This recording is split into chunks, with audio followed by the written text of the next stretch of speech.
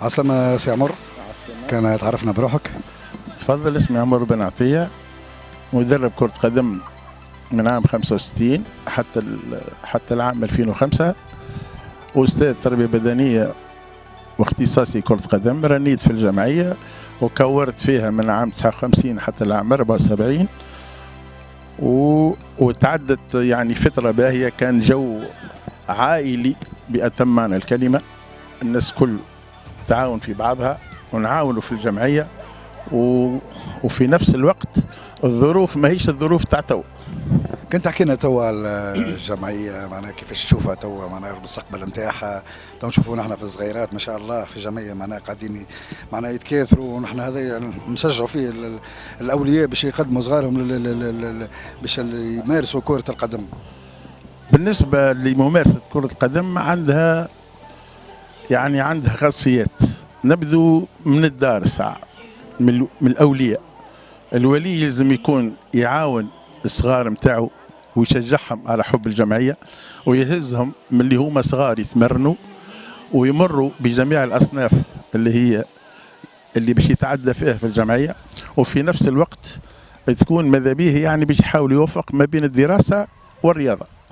انت تو شنو ترى حاجه النقائص مثلا في الجمعيه مثلا؟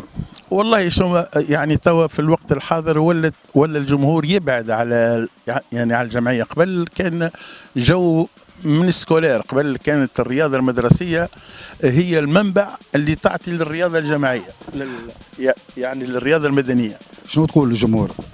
والله الجمهور انا يعني ننصحه باش يلتف حول الجمعيه نتاعو وما يبخلش عليها، يعني لازم يعاونها من الاول حتى الاخر. وهذه يعني فرصه باش يتلهوا بالصغيرات، ونشجع الاولياء باش يبعثوا اولادهم يتمرنوا وفي نفس الوقت يتبعوهم ويعاونوهم. احنا تو في جزيره جربه ما شاء الله عندنا برشا معناها رجال اعمال، وعندنا برشا معناها فنادق، وعندنا برشا حاجات معناها ممولين معناها مستثمرين في جزيره جربه. شنو تحب تقول للناس هذوما، الناس اللي عندهم الامكانيات باش يوقفوا مع الجمعيه وباش يعاونوا في الجمعيه؟ والله بالنسبه للمواطنين نتاع جربه، انا ما نقول يعني جربي ولا ما هو جربي، مواطني جربه كامله اذا كان يعني يحبوا باش يعاونوا الجمعيه ما يبخلوش عليها معناها بابسط الحاجات. وهي في نفس الوقت يعني ام الجمعيات في الجنوب. احنا قبل كانت موجوده جمعيه جربه وجمعيه قابس وزرزيس، مدنين وبن قردان وتطاوين خلطوا من بعد.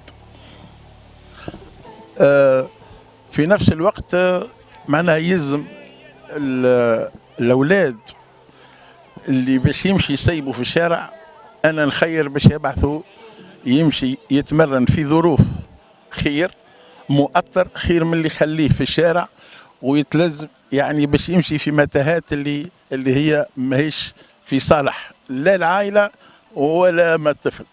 شنو النصائح اللي تقدمها للاعبين؟ والله نصيحتي للاعبين هو الانضباط. خاطر علاش؟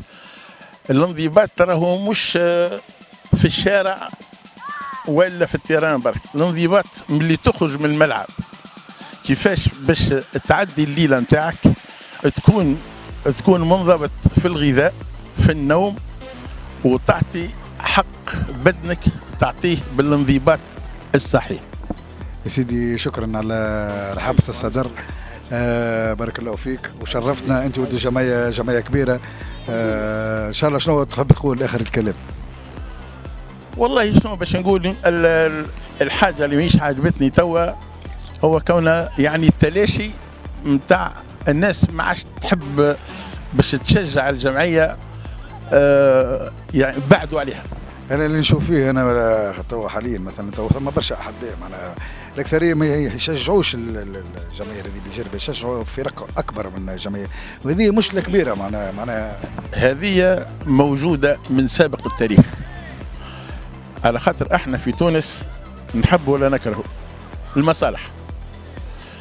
الانسان يشوف المصلحه نتاعو وين يمشي يعاون. انا كي نقول لك تو مثلا اكثر من نصف الجرابه في تونس يعاونوا في جمعيات اخرى من غير ما نسمي، ويبخل باش يعاون جمعيه جربه اللي هي تمثل يعني معناها مسقط راسه وتمثل الهويه نتاعو. يعني ما يعطيهاش كما يعني يلزم يعطيها، خاطر الشيء اللي قاعدين نشوفوا فيه توا مصالح ما بين المشجعين وما بين رؤساء الاموال. سيدي شكرا وبارك الله فيك وتشرفنا. يا اخويا عايش بارك الله فيك، بسلام.